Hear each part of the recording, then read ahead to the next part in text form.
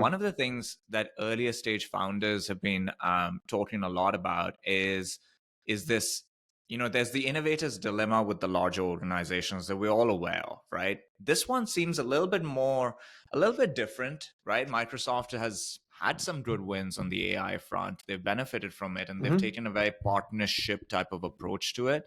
I think they're the number one investor in the world for AI right now, from a venture perspective.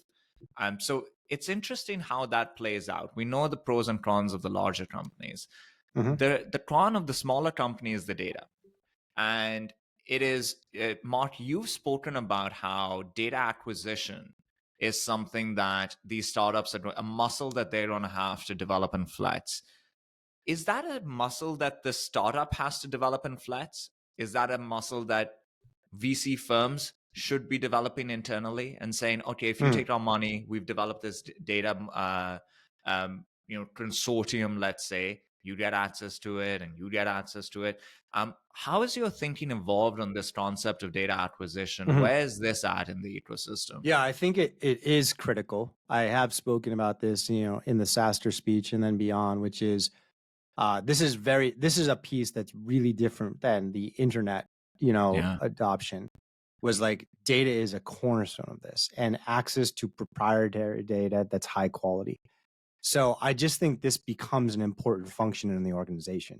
It probably sits in like biz dev or something, but like that becomes pretty important. And I think it's an important part of your strategy too, is like, just like we talk about building a sustainable moat and what's your TAM, another big piece is going to be like, what is your data strategy? Like what data do you have access to that no one else does? Who has access to, like, what's proprietary about it, et cetera. And so the implication for that is, I do think there's a function that is hired early on in an AI company within this that we don't really understand yet today. I also, when I look at these plays, you're stacking the deck in your favor if you're attacking a use case where the algorithm that fuels it, the data is not owned by the incumbents. Okay, so like if we look, let's bring it to life an example. Let's use sales tech. We're all, talking sales. Like, okay, SDR Copilot, Salesforce, HubSpot, SalesLoft, they have it, data. Okay, AI forecasting, Salesforce, HubSpot, Clary, they have the data. Okay, AI sales coach, that gets interesting.